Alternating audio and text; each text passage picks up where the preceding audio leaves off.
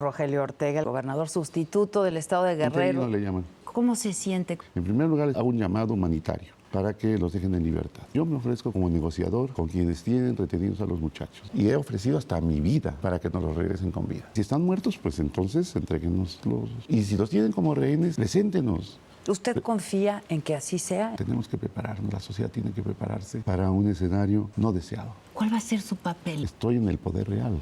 Bueno, me gusta mucho bromear, ¿no? El sentido del humor. ¿Son horas de broma? ¿Son horas de humor frente a lo que está pasando en Guerrero? Hay 43 entonces, jóvenes desaparecidos, gobernador.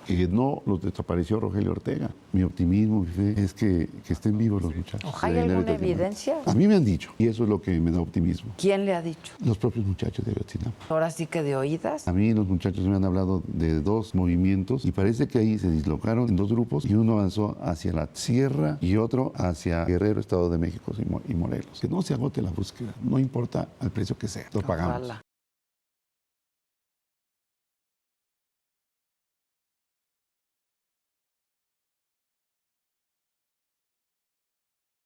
Nada más déjeme preguntar, mami.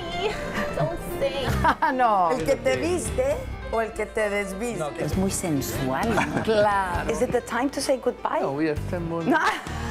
Siéntate. Ya, carnal. ¿Tienes enojo, tienes rabia, tienes coraje? ¿Mataste a tu hija?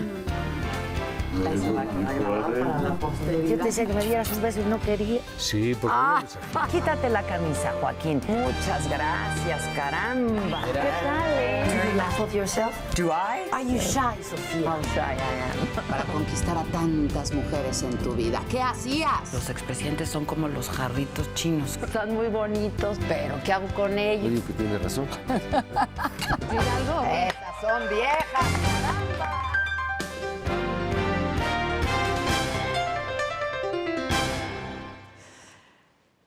Esta noche nos acompaña Rogelio Ortega, el gobernador sustituto del estado de Guerrero. Interino le llaman, interino. Interino, ¿no? Interino. 6 meses, un poquito más. 6 meses, bueno, más. 11 meses hasta que... Bienvenido, muchas gracias. Muchas gracias a ti, Adela. Gracias. Por invitarme.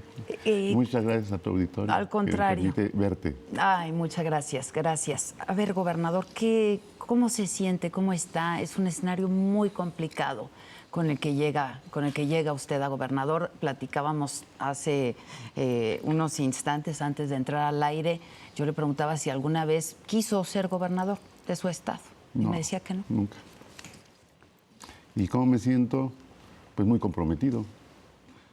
Pero es un trabajo muy corto y es de alto riesgo. Pero bueno, provenimos nosotros de una generación muy comprometida con la lucha social, donde nos podía costar la vida.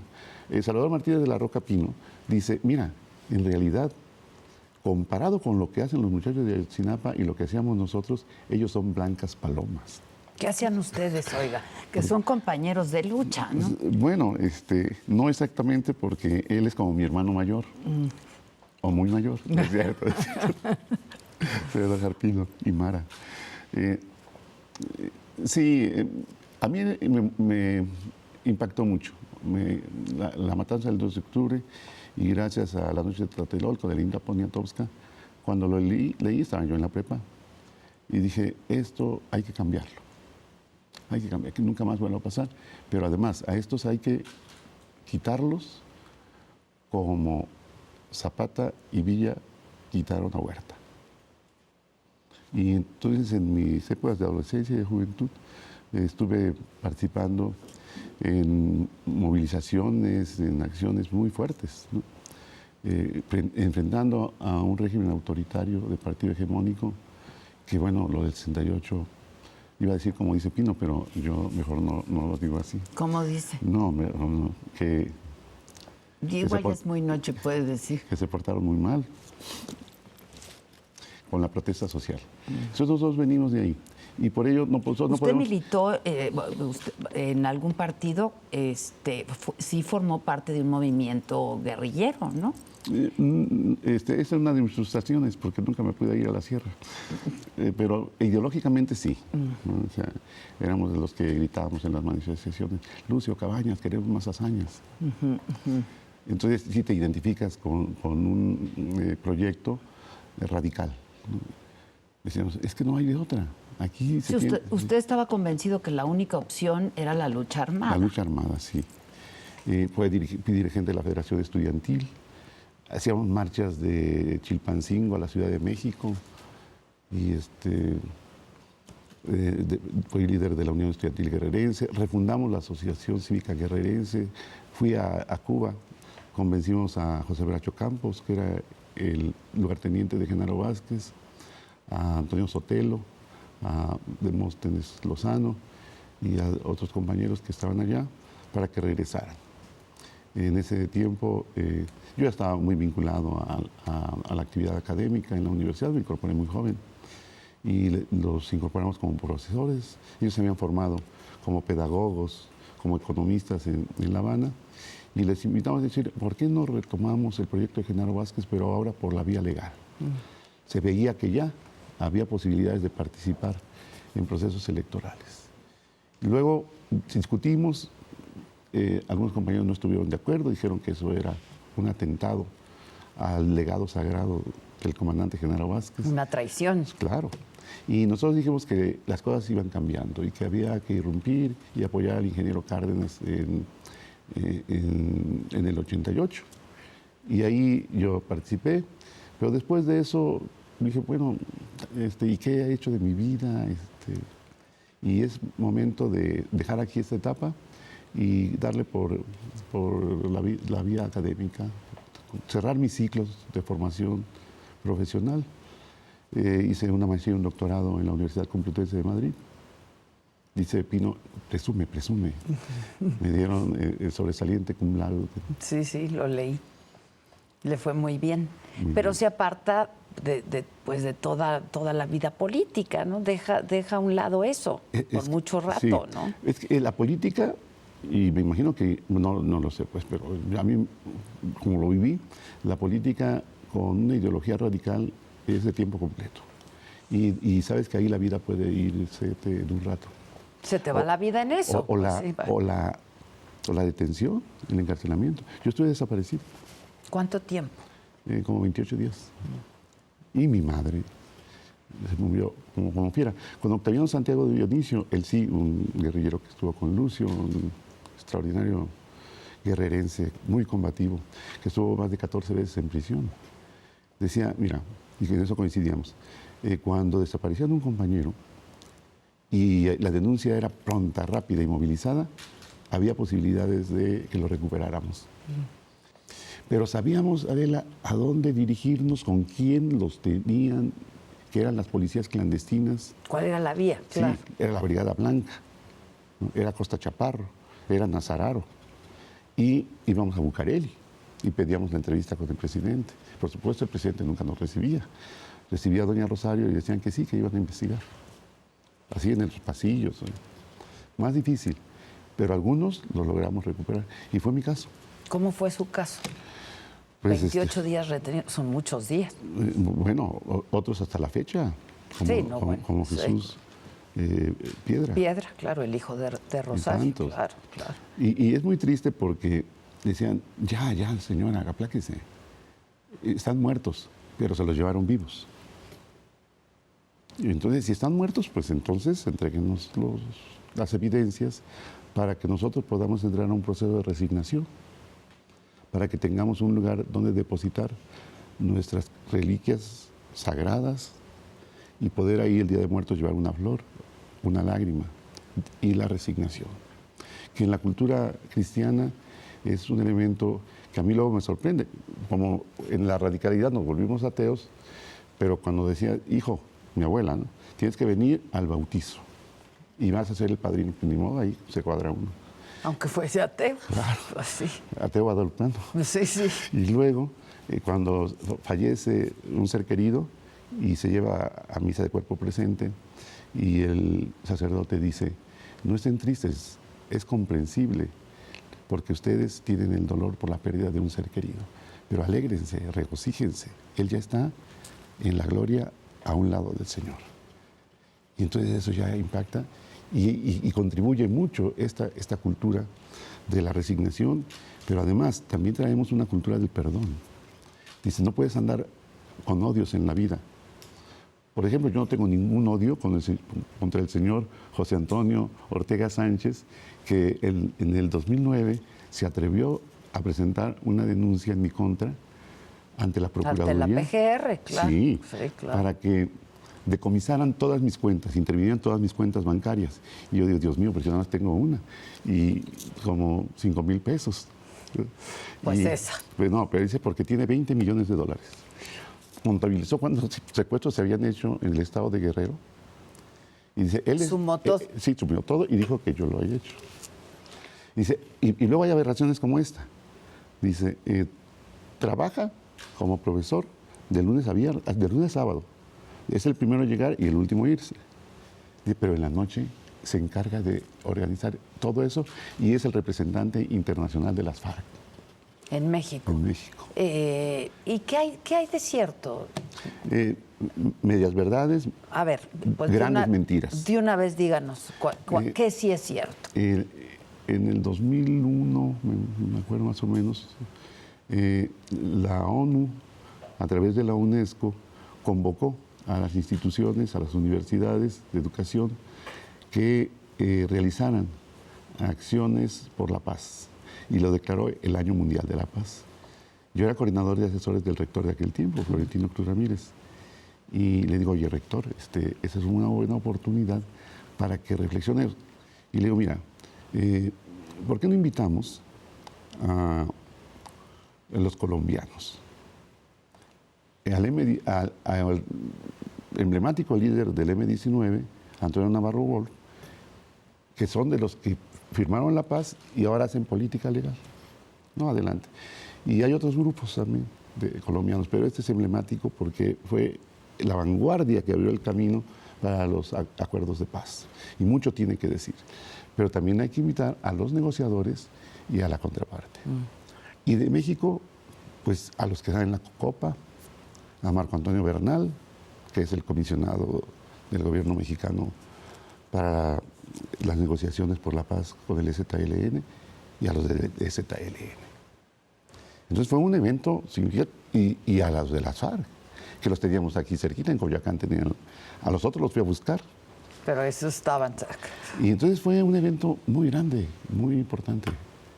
Y se quedan las relaciones, los correos, los contactos, intercambias, y se vuelve para nosotros, pues, nuestro objeto de estudio. Entonces, documentos, entrevistas. Entonces, pasado el tiempo, como el presidente Fox, les dijeron que se fueran, les quitaron la oficina. Las oficinas. Y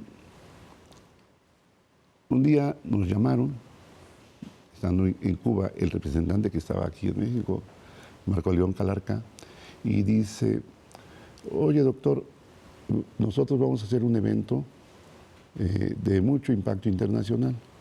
Te quiero regresar la invitación generosa que ustedes nos hicieron. ¿Por qué no invitas a una o dos personalidades y tú vienes al Caguán, en la zona de despeje? Porque vamos a entregar de manera unilateral, como un gesto para prolongar los acuerdos de paz. Y queremos entregárselos a la Cruz Roja Internacional y que sean testigos, pues, personalidades de todo el mundo, y eso abona. Considéralo, platícalo con tu rector, nos gustaría que él viniera. Él encantado, ¿no?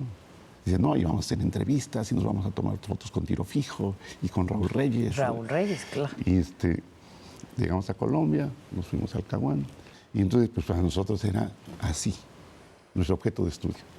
Pues, entonces, esas son las verdades. Pues sobre ¿Objeto de estudio y objeto de deseo? Pues no te digo que mi frustración fue no haberme subido con Lucio o andar con Genaro. Sí era así. Entonces como... pues estamos aquí. Pero pues ya panzones, ¿no? Y con ropa de ciudad, ¿no? Y veíamos a las milicianas, a los milicianos. Ya no eran estos jóvenes. Y se nos iban los ojos. Y entonces... Bueno, estuvimos ahí, nos tomamos las fotos. ¿Y de siempre usted intercambiaba y estuvo en comunicación con Raúl Reyes? Porque eso es lo que se dice, que encontraron correos electrónicos en su computadora. Sí, y la encontraron y estaba la computadora guardadita, ¿no? Y con todas las bombas que lanzaron, la computadora intacta. Eso es una absoluta mentira, ¿no? O sea, todo eso lo inventaron para perseguir, para acusar. Y cuando me llama un amigo por teléfono, Rafael Arestegui, y dice, oye, ¿qué estás haciendo? Le digo, pues comiendo. A 5 de la tarde, pues sí, esta es la hora, mano. Dice, ¿ya escuchaste las noticias? Dice, desde hace 15 minutos eres la comidilla y la noticia en todos los medios. Dice, yo te recomiendo que te ampares. ¿Dónde estás ahorita exactamente? Le digo, pues aquí en un restaurante cerca de mi casa. Dice, muévete, escóndete y comunica con González Ruiz para que te ampares. Y de verdad que es muy fuerte. Ya nos regresamos al instituto, empezamos a ver, y yo entro en pánico. Digo, ¿pero qué cosa es esto? ¿No? Y ya me dice Rosa Isela, mira, vete a México. Rosa Isela, su esposa, una luchadora también, Sí. feminista. Feminista, comunista, secretaria general del Partido Comunista en Guerrero en las épocas más difíciles. Dice, yo me quedo aquí, explico, porque una mentira reproducida 1000 veces se convierte en casi verdad. Sí. Dice, y vete a México para que te reúnas con los amigos, con los compañeros, a ver qué nos orientan y qué vamos a hacer. Y salimos bien librados. La Procuraduría hizo no al lugar. Y ya había quedado esto en el olvido hasta ahora. Pero como el señor cada mes va a la Procuraduría con un caso diferente, porque es abogado, litiga, y es una forma de cómo presionar a la Procuraduría para sus intereses. Y yo, antes de ser ateo, me formé en la religión cristiana de manera muy intensa. Mi abuela quería que fuera sacerdote. ¿Y sabe por qué no fui? ¿Por qué? Porque le dije, oye, abuela, ¿y los sacerdotes se casan y tienen hijos? Dice, no, hijo, no. Ay, bueno, entonces mejor no. Oiga, ¿y volvió a la religión cristiana o sigue siendo ateo? Híjole, es ¿Ateo diferente. gracias a Dios? Más o menos. No, pues asisto cuando hay bodas, cuando hay bautizos, pero pues es muy fuerte la cultura religiosa. Nos las inculcaron nuestros mayores, ahí está, son ritos a los que asistimos. Entonces, más moderado, ¿no? Tampoco agnóstico, ¿no? Ahora, que dicen ahora, ni agnóstico ni ateo, así como... Ya, más moderado en todo, ¿verdad? Ah, sí, pues antes era un comunista radical y ahora podríamos decir, ¿y cómo te defines? Más o menos como socialdemócrata. Me encanta la izquierda moderna, preparada para ganar elecciones, para gobernar bien. No milito, eso sí. Nunca ha militado en ningún partido. Ayudé a Pati Mercado y fui presidente de México Posible en Guerrero. Pero fue muy efímero, ¿no? Ya. Ahora, ya puesto de gobernador, enfrenta una crisis terrible el Estado. ¿Cuál va a ser su papel, gobernador? En la reunión que hubo con los padres de familia en Los Pinos, con el presidente y con parte de su gabinete, no está usted, los padres de familia no quieren que usted esté. ¿Cuál va a ser su papel, gobernador? Hacer el máximo de los esfuerzos por trabajar en la gobernabilidad democrática. Vamos a hacer cambios en el gabinete para invitar a ciudadanas y ciudadanos comprometidos con Guerrero. Porque hay puestos que son muy sensibles.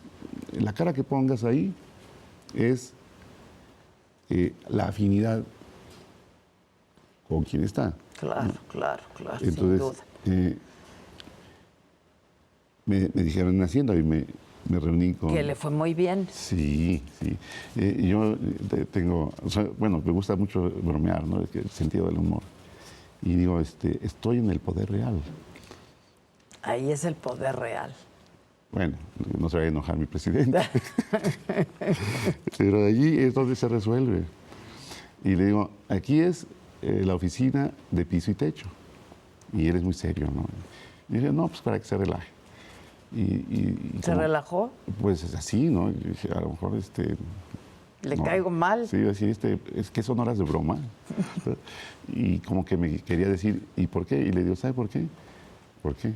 Y le digo, porque dicen, nunca pierdas piso, pero procura mucho tu techo presupuestal.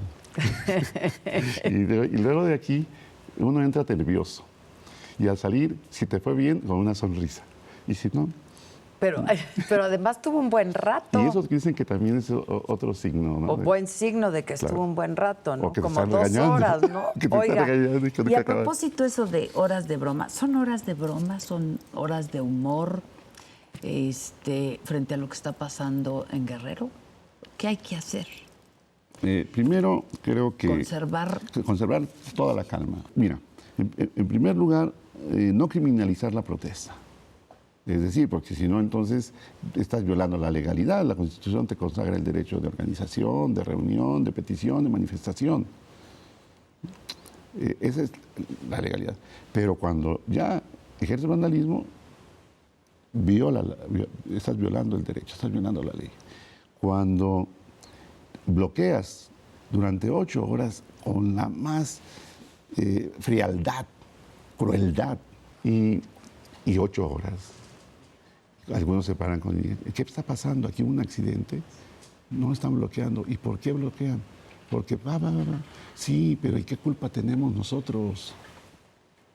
Eso es terrible, a mí me parece. Inadmisible, pero lo hacen. Y es su repertorio. Y con sensatez, con moderación, para no generar problemas, pues se les deja. ¿Qué piensa hacer usted frente a eso? Pues invitarlos a que respeten la legalidad. Yo les he dicho, señores, yo estoy dispuesto al lugar donde ustedes me citen, derecho y solo. Me llama el arzobispo y dice, no, yo te acompaño. Me llama el obispo de Chilpancingo, yo también. Y me dice, la universidad y la iglesia tenemos suficiente autoridad moral para ir a esa negociación. Y si los tienen como rehenes, preséntenos. ¿Usted confía en que así sea, en un escenario realista? Yo me muero por ese escenario. Todos. Porque, yo creo que porque todos, si ¿no? los recuperáramos, al costo que sea. Pero en un escenario realista, ¿usted cree que eso...? Hay que prepararnos. Y yo les he dicho a los muchachos, más difícil decírselo a las madrecitas. Digo, ustedes tienen que prepararse, tenemos que prepararnos, la sociedad tiene que prepararse para un escenario no deseado. Terrible, el escenario catastrófico. Pero empieza otra etapa, la que yo decía al inicio, la de la resignación y la del perdón. Y ahí nos pueden ayudar mucho los expertos que han trabajado estos temas y las iglesias, en particular la Iglesia Católica, que es la que predomina en nuestro país. Y viene la reparación del daño. Y hay protocolos internacionales a los que hay que ajustarse. Pero déjame decirte, porque esto es algo que yo se lo pedí de manera muy especial al presidente Enrique Peña Nieto, y él trae toda la sensibilidad. Y yo creo que incluso, yo lo vi en la chispa de sus ojos, cuando yo le dije, presidente, y algo más significativo, ¿no? Decoroso, generoso, porque son familias terriblemente pobres. Fíjate, 8 muchachos de los desaparecidos de una comunidad que se llama La Palma, del municipio de Tecuanapa, que cuando uno pasa por ahí, todas las calles polvorientas, casi chozas, es una bofetada en el rostro y la sientes y te dan ganas de llorar. Y son familias numerosísimas. Y ven a uno y dicen, lo vamos a mandar a estudiar. Lo cual significa una sangría para ellos porque todos los muchachitos están en el campo y son los que sostienen la economía familiar, autárquica, ¿no? Prácticamente de autoconsumo. 3 son de Rancho Cuapa. Cuando andaba yo en estas cosas, de las que te he contado, teníamos ahí un líder, es una zona Nasabi, como se dice correctamente, se le conoce como la montaña mixteca baja. Y teníamos nosotros un camarada que se llamaba Hilario Moreno, mixteco, ¿no? Nasabi. Y era un líder natural, así encantador. Y dice, quiero que vayamos a mi tierra. Y yo, no, sí, vámonos.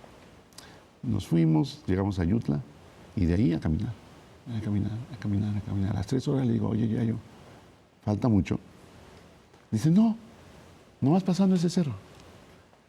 Y ya 3 horas y te lo aventabas otra vez. Y luego, oye, ¿falta mucho? No, no es ese cerro. Pasamos como 10 cerros. Le digo, oye, malandrín, quiero hablar como el primo. Si hace como 3 horas, 4 horas me dijiste que nada más ahí y hemos pasado como 10 cerros. Bueno, nos hicimos 12 horas caminando. Ahora no he ido.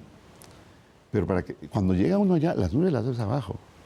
Y entonces ya todos los cerros están al mismo nivel, otros bajitos. Y respiras el aire y es una lindura.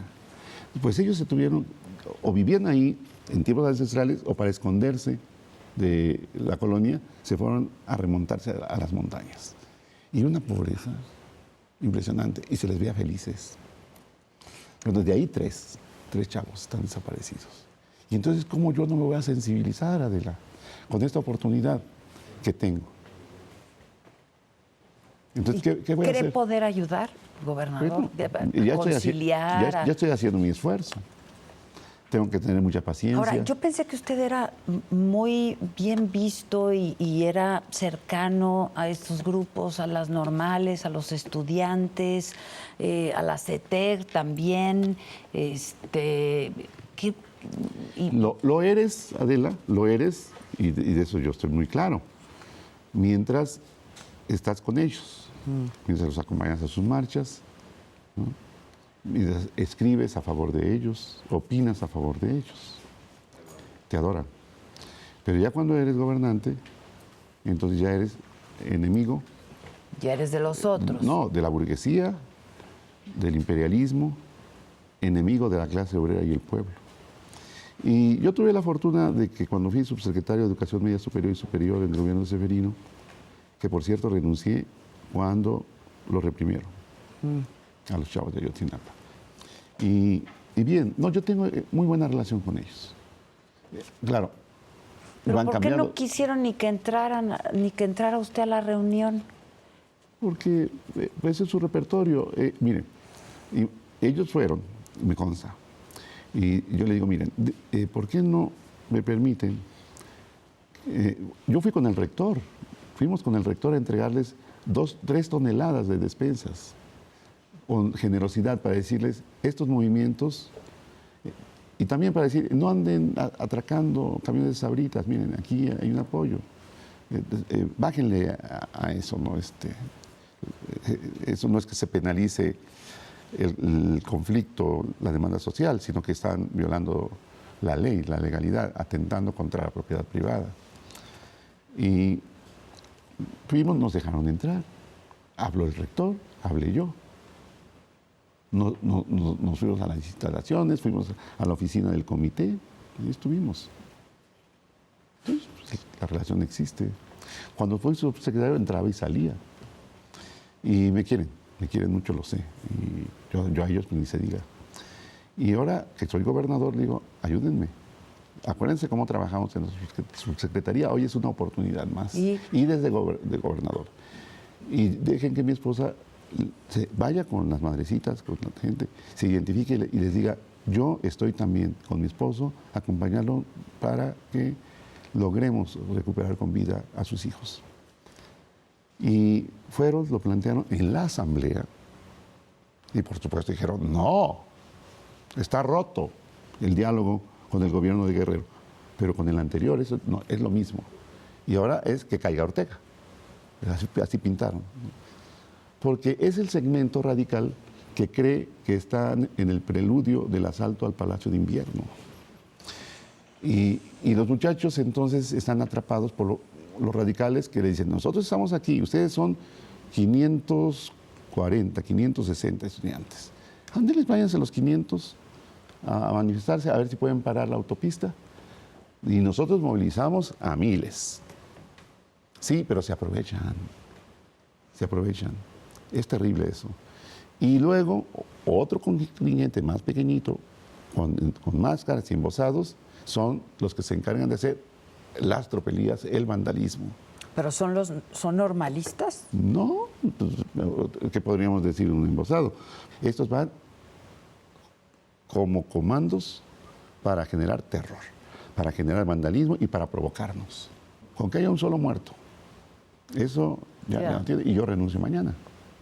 o renuncio desde ahorita. Entonces, ¿qué hacemos? Déjenlos.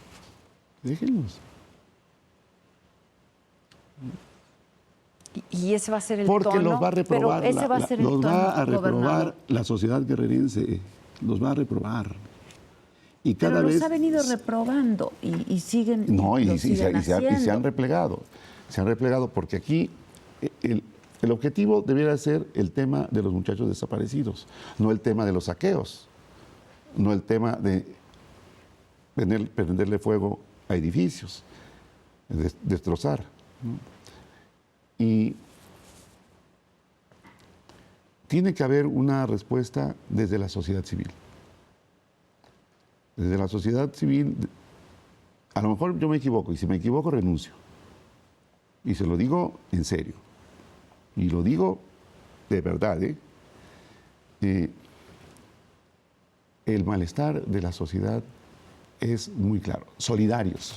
Estamos en duelo por los que mataron. Sí, es que eso Estamos solidarios y eso sí, eso sí.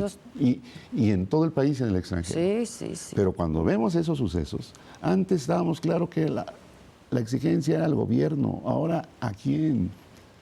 A la delincuencia organizada. ¿Que dónde está?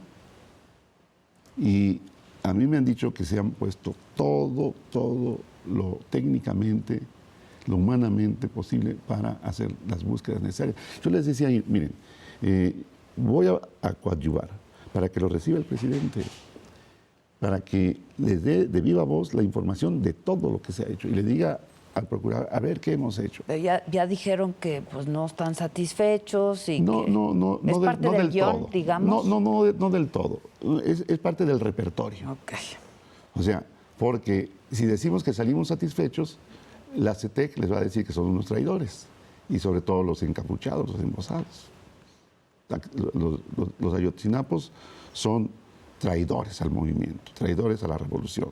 Y a ver cuándo nos vuelven a pedir solidaridad. Si aceptan cualquier cosa. Están así, pues ni modo, tenemos que tener aquí a los vándalos, tenemos que tener aquí a esa gran masa movilizada de profesores aglutinados en torno a la CETEC, porque nos da oportunidad de presionar con ellos. Esa es mi explicación.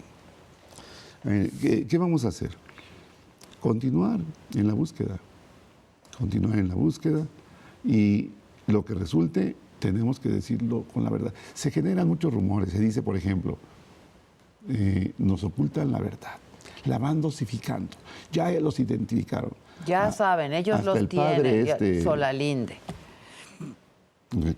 Me parece que eso fue irresponsable, ¿no? Para decirlo menos. Porque entonces, dame las pruebas. No es que yo me dijeron, etcétera. No, entrega las pruebas. Porque lo demás produce mayor dolor. Y vamos a demostrarles a los violentos, no a los chavos de Ayotzinapa, no a los profesores de la CETEC que se organizan y plantean su repertorio de demandas laborales y que las podemos resolver. Lo que se puede, se puede. Diálogo abierto, franco, propositivo. Las críticas, todas las que nos quieran hacer. Protesta, todas las que nos quieran hacer. Manifestaciones sin afectar a otros. Ahora, ¿se ha estigmatizado a estos jóvenes de las normales rurales? ¿O cuál es la función de las normales? ¿Qué pasa ahí? Yo los quiero mucho, ¿no? Pero les he dicho, miren, por las acciones que ustedes tienen, se ha ganado un rechazo de un sector muy significativo de la sociedad. Cuando yo tuve la oportunidad de conocerlos en la Secretaría de Educación Superior, los traté y dije, estos chavos no son antisistémicos. Estos chavos 3 veces al año presentan demandas justas. Dígame de eso, ¿cuál es la función de las normales? ¿Los adoctrinan? ¿Qué pasa ahí? Hay una tradición, son la herencia cardenista, una herencia muy noble de la Revolución Mexicana y la sensibilidad del general Cárdenas de hacer escuelas normales rurales para que los jóvenes se formaran como profesores rurales, como líderes sociales y se fueran al campo. La izquierda de aquella época, el Partido Comunista, creció ahí. Y se formaron cuadros con una mentalidad izquierda, comunista, se cantaba la Internacional. Y eso se hizo mucho en el gobierno del general Cárdenas. Y quedó esa tradición. Después, con Ávila Camacho, se creó otro sistema, el de los centros regionales de educación normal. En Guerrero tenemos uno, el de Iguala, el CRENI. Y es otro modelo, ya no hay internado ahí, porque el problema de las normales rurales es que son muy gregarios, porque conviven y son muy solidarios entre ellos, la sufren o la disfrutan. Y entonces es cuando dicen, es que nos quieren cerrar las normales, y empezaron a cerrar normales rurales. Y entonces eso intensifica la lucha por la preservación de las normales. Y cada vez son menos, con el pretexto de que son muy rijosos, que son vándalos, ¿no? Pero otro, que ya no hay necesidad que de los formar llevan a la maestros lucha, rurales. ¿no? Y lo más grave, claro, es que es un nido de guerrilleros. Yo de eso me río, porque entonces habría una guerrilla como de unos 30,000 efectivos, de todos los que han salido de la normal. Claro, algunos estarían como tiro fijo, bien viejitos, ¿no? Se morirían de viejos en la montaña. No. El repertorio es los que ingresan el primer año, la novatada, y son los que ustedes se van a entrenar para la lucha social. Entonces te vas a entrenar ahí como luchador social. Y el segundo año. El líder, por ejemplo, Lucio, creo que cuando estaba en primero de la normal, fue el presidente de la normal y luego el presidente de la Federación de Estudiantes Campesinos Socialistas de México. Es decir, el líder de todas las normales. Y entonces, como Lucio salió de ahí, entonces, pues, claro, ahí se forman los guerrilleros. Cuando iban a visitar a la subsecretaría, el protocolo, ¿no? Anoten sus nombres, ¿no? Y entonces ponían Carlos Marx, Simón Bolívar. Doctor, aquí están los que vienen a verlo. Le digo, no les pidas los nombres. No, si no los van. Pero es que es el protocolo, doctor. Le digo, ¿y tú crees que Sí, es el nombre, por favor? Mira, ese es el melón. Ese es el 30.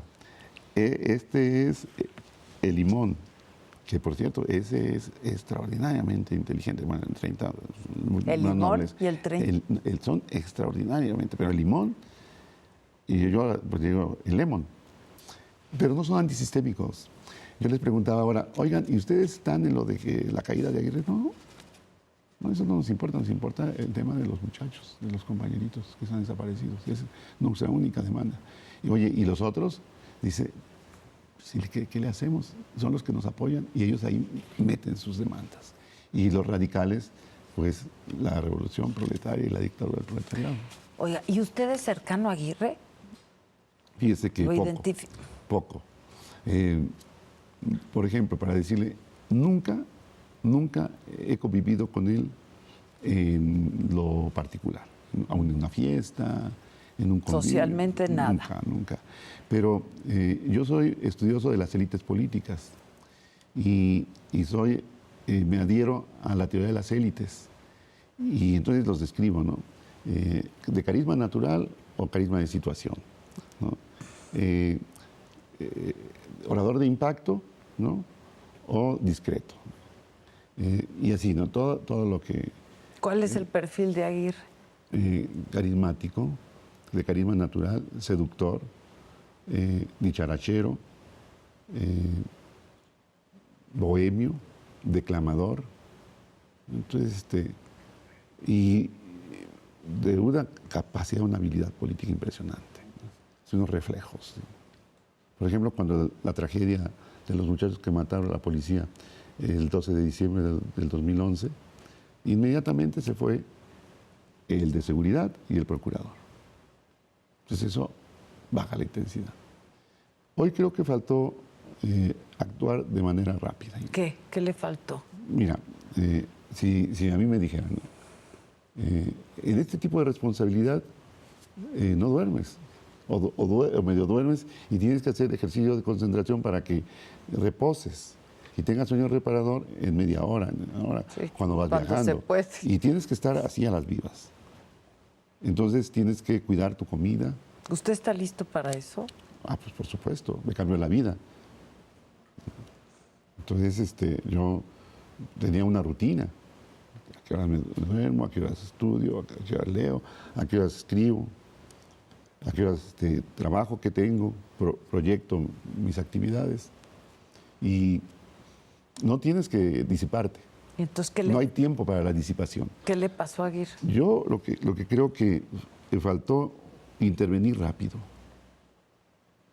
O sea, si en este momento a mí me dijeran, hubo una balacera y está pasando esto y esto y esto, me comunico con el comandante de la zona militar y le digo, por favor, cerque la ciudad, para que no se vayan. Y me comunico con el secretario de la Defensa, con el secretario de Gobernación y me movilizo, así, rápido. Como el que se hubiera hecho con los Guerreros Unidos en Iguala. Y es disuasivo, ¿no? Porque entonces vas diciendo, el más sensato dice, me van a atrapar y mejor me voy. Claro. Y se fueron. ¿Usted conocía a Barca, por ejemplo? No. Ah, bueno, sí, perdón, como no, pues, el presidente municipal. Sí. Risueño, nerviosón, siempre con su esposa grandota, ¿no? Así, al lado de él, ostentosos. Y ¿Cómo se explica lo que pasó? ¿Cómo se explica lo que haya escapado? ¿Cómo se explica? Mira, es muy fácil. La situación que es un problema estructural y una fragilidad del Estado mexicano, así hay que verlo en primer lugar. Este contraste tan terrible que ha producido un modelo que debiera de ser analizado y en lo posible rectificado, por lo menos en algunos aspectos, ya ha provocado en tanto tiempo una franja muy grande y ha generado una gran riqueza, por un lado, ha producido a los hombres más ricos del mundo y por otro lado una franja de pobreza extrema. Y luego un sistema educativo que en aras de la calidad aplica un examen de selección para ingresar a una escuela pública. El joven que termina con éxito su secundaria, con promedio bajo, no tiene el 8, ya es expulsado, ya ni derecho tiene al examen. Y luego el que no pasa el examen con determinado puntaje, que es el de la matrícula aprobada, se va a la calle. Y es terrible porque no está preparado para encontrar un empleo significativo, bien remunerado, y no encuentra empleo. Y se va al desempleo y a la economía subterránea, ¿no? Informal. Y ahí se gana un dinerito. Pero cuando llegan los malandrines y le dicen, pero tú para qué andas limpiando parabrisas, vente para acá. Aquí mira, así, así, así. Y se vuelve atractivo. Los expertos dicen que alrededor de 500,000 empleos directos tiene el narco en México. Pero dice, no, eso es conservador. Tienen 1,500,000. Y hay unos nichos donde más se desarrolla esto. En Guerrero, toda la franja de la sierra tremendamente accidentada, no de ahora, de años se siembra marihuana y amapola. Por la pobreza de los campesinos, dicen, el maíz ya no rinde y ese es para comer aquí, para no comprarlo. El frijolito, pero esto sí nos da un poquito para paliar la pobreza. Sembrar marihuana y amapola. Y luego viene el tráfico. Y entonces se empiezan a disputar el terreno. Antes había grandes capos que controlaban grandes territorios. Con la guerra al narco, pues entonces se van descabezando y vienen cabecitas pequeñas, ¿no? Y a pelearse y disputarse entre ellos el territorio. Y en medio la cooptación de gente pobre, que los convierten en sicarios, que les meten drogas terribles y son tremendamente sádicos y desalmados. Entonces es un fenómeno terrible y hay que partir de ahí. Y entonces el daño colateral, decía alguien, estar en el lugar donde no debes estar, en el momento en que no debes estar, y entonces te matan. O entre la pugna entre ellos, absolutamente drogados, disparan para todos lados. Y hay muchas razones que pueden significar las causas. El tema de hasta dónde ha penetrado el narco, pues todo el tejido social, y no solamente entre las familias más pobres, entre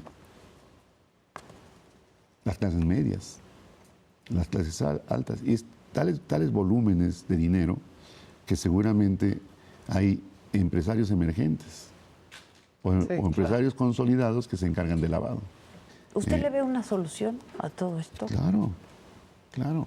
En el tiempo que usted Va a tener como gobernador. Te voy a decir. ¿Qué sí puede hacer? Te voy a decir que sí puedo hacer.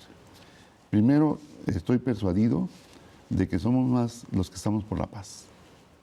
Vamos a tener elecciones el próximo año. Sí. Empieza en enero. Y entonces yo tengo la idea de convocar, suplicarles, pedirles a los líderes de los partidos políticos que hagan todo el esfuerzo, todo, porque los vamos a estar vigilando con lupa para hacer una buena selección de sus candidaturas. Pues es un compromiso que hicieron ya los partidos. Segundo, que donde sea posible y con el mayor de los esfuerzos, saquen planillas conjuntas. Preferentemente un candidato único a la gubernatura, como lo hicimos en La Guaja, para blindar a Guerrero y blindar a los municipios, hasta donde se pueda. Pero eso nos va a ayudar. Oiga, ¿y si le gusta ser gobernador? Nunca me lo propuse. Ni siquiera me veo como gobernador. Me veo como un gestor, como un coadyuvante para garantizar, para restablecer la paz en Guerrero. Esa es mi visión. No estoy pensando en que, pues el disfrute, ¿no? La frivolidad. No. Si no, yo me hubiera comprado un traje nuevo. Si la realidad está terrible, No, como ¿cómo voy a andar para la con esas frivolidad, cosas, ¿no? Y no, vengo en esta misión como bateador emergente, con toda la voluntad de coadyuvar. ¿Qué le dijo su esposa? ¿Vas? ¿Sí? Y te digo la verdad. Sí. Dice, ni se te ocurra ir a la segunda posición. Pero si te ofrecen la gubernatura, acéptala. Y yo voy contigo. Sí, es guerrera. Y luego las hijas. ¿Qué dijeron? Y el hijo. Dice, es verdad, ahora tenemos que cambiar y ayudarte. Hay unas que están aquí y se van para Guerrero. ¿Se van a ir? Se van para Guerrero. ¿Dónde, Tengo uno en Estados Unidos. ¿Dónde va a despachar? ¿Dónde van a estar? En la calle. Yo en la calle. Va a estar en Acapulco, va a estar en Donde Chilpancingo. Tengo que atender mucho porque esa es mi prioridad, ¿no? El tema de los desaparecidos, mi coadyuvancia, toque puertas en todos los días. Afortunadamente, yo estoy encantado de cómo me han recibido las autoridades federales, en especial el presidente, y cómo ha orientado. Mañana va la titular de Desarrollo Social. ¿A usted tiene confianza en las autoridades federales? Yo creo que hoy podría definirme como un socialdemócrata que tiene como ciudadano democrático que fortalecer a las instituciones y creer en las instituciones hasta cuando él o la funcionaria me demuestra lo contrario o me decepciona porque son corruptos. Entonces, sí, tenemos que creer en las instituciones. Y le causaron ha costado muchísimo construirlas. Ya por lo menos la democracia electoral llegó con sus deficiencias y todo. Pero antes estábamos en la idea de que esto no tenía otro camino más que el de las armas. Y nos derrotaron. Y hay un saldo ahí terrible. Pero fue una contribución a un país diferente que hoy tenemos. Yo con estas declaraciones sé que pierdo a 50 o a 150 amigos radicales. Ya me lo están diciendo. Pero sé que puedo ganar a muchos y que puedo coadyuvar para mejorar las condiciones en Guerrero. Que eso debe ser lo importante. Claro. Ya los amigos luego los recupera. Claro. O a lo mejor nunca. Porque quien dice, yo soy de la idea de que puedes discrepar. Puedes tener posiciones diferentes. Diametralmente diferentes. Pero si cultivas una buena amistad, esa no se pierde nunca. También en eso creo en la amistad. ¿Quiénes son? ¿Tiene amigos políticos? Sí, en todos los partidos. En el PAN, en el PRD, en el PRI. ¿Y le causó buena impresión los integrantes del gobierno federal, del gabinete, el presidente Peña? ¿Lo dejan tranquilo en ese sentido? Porque... Absolutamente, absolutamente. ¿Y va a tener margen de maniobra, gobernador, o nada más le vamos a hacer al...? No, es que, mire, antes de esta crisis tuvimos lo de los meteoros, que ya en la pobreza y los estragos que hizo, el duelo que tuvimos, ¿no?, con lo de la pintada, las inundaciones. Y se hizo el plan para Guerrero, para un nuevo Guerrero, con una inversión sin precedentes, quizá con el plan Acapulco en el 72, 73 con Echeverría. Pero ese es para todo el estado de Guerrero. Y no ha habido más grande inversión en toda la historia del estado de Guerrero que la que hizo el presidente Peña.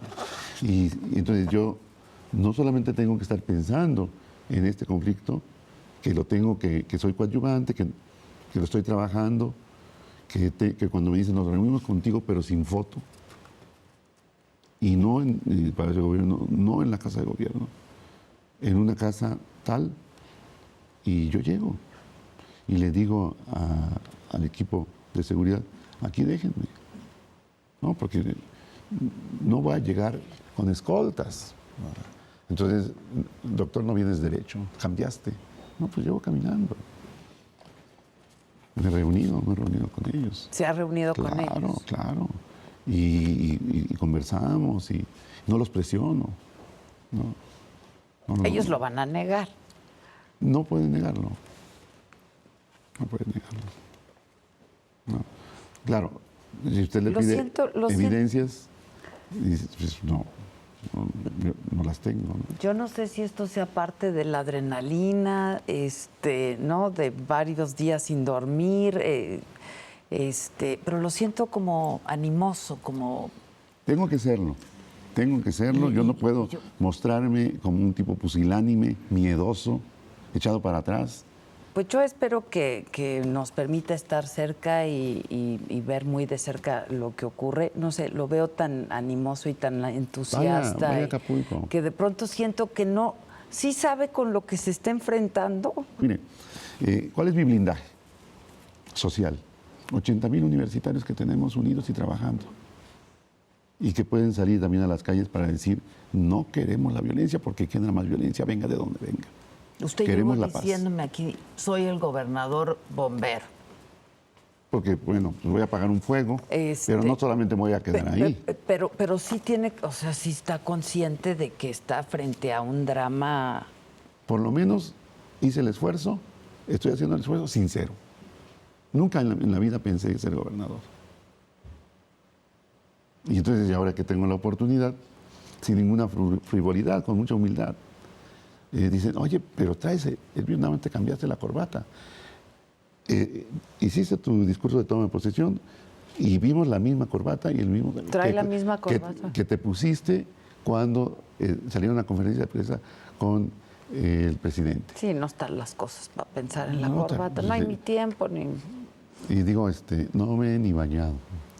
No, gobernador, no nos diga eso. Pero en la mañana sí, Adelita, en la mañana sí. Gobernador, me ha dado mucho gusto conversar con usted. Ojalá me permita estar cerca y bueno. Vaya a Acapulco, acompáñeme algunas giras que voy a hacer. Con mucho gusto. Para que vea que Guerrero no es lo que se ve y lo que genera profundo malestar a nivel nacional y a nivel internacional.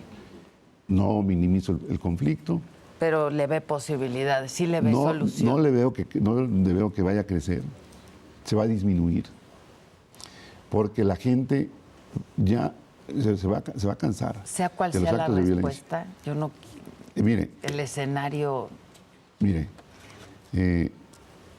esos movimientos, y yo pasé por ahí porque me junté con doña Rosario Ibarra después de lo que a mí me pasó, y entendiéndola.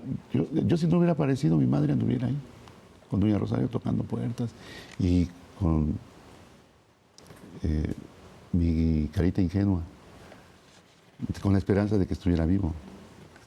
Pero no todos sí. Se convierte en una lucha eterna.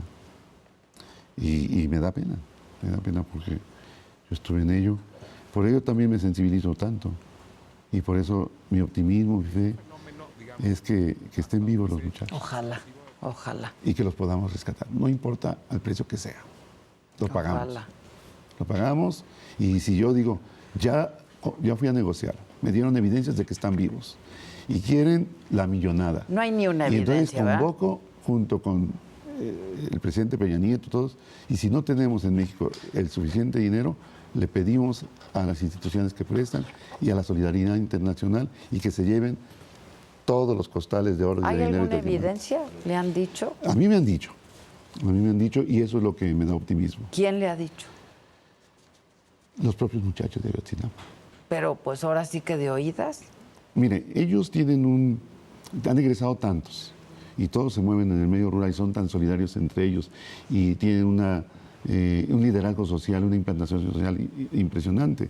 Entonces, en los pueblos se manejan informaciones de boca en boca.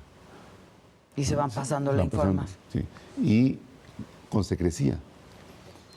Y entonces a mí los muchachos me han hablado de 2 movimientos que dan evidencias, no certezas, indicios de que estuvieron en un lugar y luego se filtró la información, ellos también sin una interlocución directa con las autoridades, por razones obvias, porque los antisistémicos dicen no al diálogo, porque entre peor mejor. Y entonces se filtró la información y los cambiaron a la otra. Dice, y se filtró otra vez la información. Y parece que ahí se dislocaron en 2 grupos y uno avanzó hacia la sierra rumbo al mar, digamos hacia Acapulco, y otro hacia los lindes de Guerrero, Estado de México y Morelos. Y yo lo digo porque eso ayuda, a mí me da fe. Y yo digo, busquemos, que no se agote la búsqueda. Como Pues cuando salimos a ojalá. buscar a un náufrago y de pronto se encuentra. Y pasa mucho tiempo y se encuentra. Y esto ya lo habló con el procurador. Con todo el mundo. Y el procurador sabe Ellos de tienen- estas. No, ellos también tienen informaciones, pero no tenemos. No puede uno a partir de ahí decir. Son indicios, son comentarios. A veces, quizá hasta producto de decir, estos movimientos que se vieron tienen que ver con.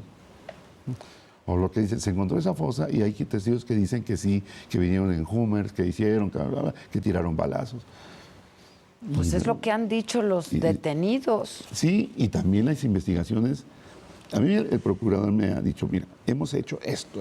Jamás en la historia de México se Se ha había invertido. realizado una búsqueda tan intensa como esta. El presidente dice, pues ahí está, paso a paso. Uno dice, bueno, es que los mataron, los quemaron y después regresaron, agarraron los restos, los metieron en bolsas y los tiraron al río. Pues hay que meter buzos al río. Hay que hacer búsquedas con helicópteros. Y está también la búsqueda de los forenses. Vienen los muchachos, pero que sean los argentinos porque tienen más confiabilidad. Sí, es pues lo que que- sean los argentinos. Pues ¿cuál es el problema? Pues sí, ¿cuál es el problema? Que ya lo dijo el Dicen procurador que se forme también. una comisión De la verdad. notables, de gente de mucha relevancia para que no nos vayan a engañar, porque el costo de que nos engañen con unas personas de altísima credibilidad y autoridad moral es muy grave para el Estado mexicano. Pues adelante, pues ¿qué se tiene que ocultar? Yo no fui parte de eso, yo soy coadyuvante y yo oriento, sugiero, propongo, ayudo. Pues ojalá, lo estaremos viendo, gobernador, y muchas gracias. Y le deseamos mucha suerte por el bien del Estado y por el bien de todo el país. Muchas gracias a usted Gracias. por esta Me dio oportunidad de mucho llegar gusto, a de un verdad. gran público que usted tiene. Me dio mucho gusto poder platicar con usted largo. Muchas gracias. Y como le debo la tardanza, vaya a Acapulco. Voy a ir. Ándale, pues. Voy a ir. Muchas gracias. Muchas No, gracias. al contrario, muchas gracias. Hasta luego.